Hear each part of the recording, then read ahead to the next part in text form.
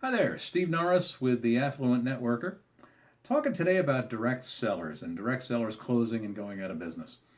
If you don't know it, Direct Sellers was a wine club that used a network marketing model for their business. Um, and they had a leadership call on just this past Sunday and closed their doors Monday. Email went out to the field on Sunday, distributor checks went away on Monday. Now, I was with Direct Sellers for a little over a year, not too long ago, um, and know some people who stuck with the company right to the bitter end, and those folks are hurting today, and I feel badly for them. When we as network marketers, we don't control what goes on at corporate. We don't control how corporate makes their decisions. We sometimes are just the victims of it. And these folks who worked, for a year, 2, 3 years, pursuing the dream with this company, woke up and found that their dreams had just been shattered. Um, Now, what lesson can we, as network marketers, take from this?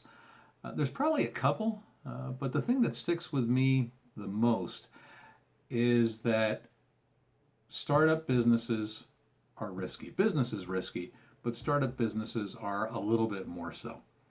Now, you're never going to hear it in the promotional materials when you're being pitched on a new company, when they're giving you the presentation, and when they're painting the dream and telling the story about their company. But most companies, and this includes network marketing companies, don't make it 5 years.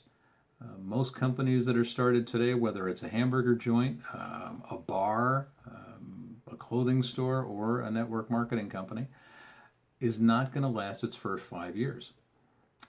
It takes a while for a company to figure out its marketing message, to figure out its product mix. It takes a while to attract good, solid corporate talent and to retain that talent. It takes a while to get your system in place, to to handle the logistics of growth, to handle the logistics of getting the product out of the warehouse and out into the marketplace.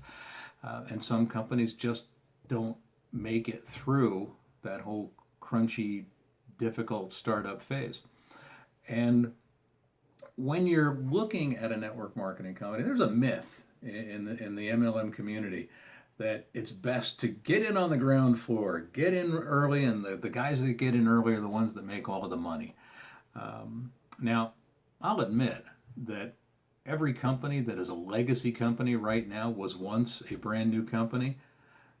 Amway, who's been around 60 some years, Shackley, who's been around about the same amount of time, Mary Kay, New Skin, these are legacy companies that have been around a long time. And yes, every one of them was a brand new company at one time. But the odds are so dramatically against a company making it through that winnowing period. I honestly got to tell you, I think the best time, and this proves it again, to get involved with a company is after they've been around 5 or 6 years. This way, they've had the opportunity to work out the kinks, to get their marketing message together, to get their products together, to get their corporate people, and start putting their best foot forward. Um, and B, they've had time to demonstrate that leadership holds their field team in high esteem and is building the business to the benefit of the field team, not necessarily to the detriment of. They're not changing the compensation plan every 18 months. Um, so you want a company that's proven itself not only to be viable in the marketplace, to prove that their products are viable, which, having been around, if you've been in the market for 5 years, it's a pretty safe bet that you have a viable product. But to make sure that the company is one of the good guys, that they are taking care of their salespeople, the people that are making business happen. So I recommend very strongly that the company you look for, if you want to build asset income, because the name of the game in this business is to build it once and get paid forever. And it's a lot easier to get paid forever if your company stays in business. It's a lot harder to build something, have your company go out of business, have to start all over, build it again, have a company go out of business, start all over. Um, that's a tough row for anybody to hoe. So That's my tip for today. Tonight, I'm going to open a bottle and raise a glass to my friends that are indirect sellers or were indirect sellers. Um, I know that they're, like I say, I know that they're hurting, and I know that time heals all wounds. And I hope that they take a step back, heal their wounds, and then don't give up on their dreams, and don't blame this corporate disaster on the model itself. I hope they pick themselves up, move forward, find themselves a good legacy company, and move forward and build their dreams again.